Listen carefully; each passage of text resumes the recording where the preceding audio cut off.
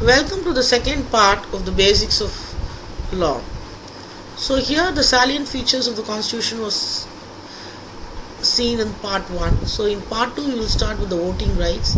So it is precisely given in article 326 which provides for universal adult suffrage and every citizen including both male and female who is 18 years of age is given the right to vote without making any discrimination on the basis of sex, caste, color and religion.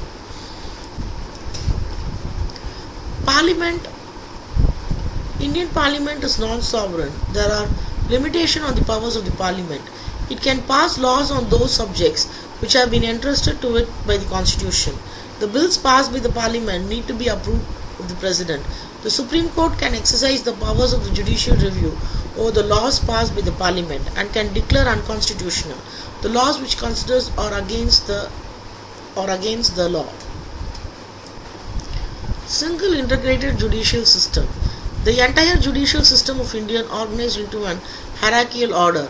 So the hierarchy of courts can be read in CPC and CRPC. Supreme Court is at the top of the judicial administration. Below that there are high courts and the state level and the district courts at the district level.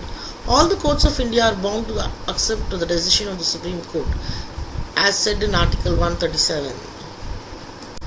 Independent judiciary. The Constitution of India makes provisions for independence of judiciary because only independent judiciary can safeguard the rights and liberties of the people and can protect the supremacy of the Constitution. Rule of law. There are two rule of law, so we must be having a clarity in it. First one is Dicey's rule of law discussed under administrative law. Dicey is an English philosopher where he has taken the administrative setup of UK and he has said that the rule of law in England is talking about equality before law, supremacy of law and predominance of legal spirit. But here the rule of law which we talk in Indian Constitution means that the law is supreme over people and everybody is equally responsible before law, however he or she may be. Also the man is punished on the violation of law and no arbitrary punishment can be given to anyone. Indian Constitution clearly says that there is only single citizenship. The provision of single citizenship in India, a person may be living in a state but he is the citizen of India alone. The principle of double citizenship promotes regionalism and provincialism, whereas the principle of single citizenship promotes national unity. Therefore, the principle of single citizenship is adopted in India. Special provisions. The 68th Constitutional Amendment made in 1990 was provided for the appointment of National Commission of Scheduled Caste for protection of their interest.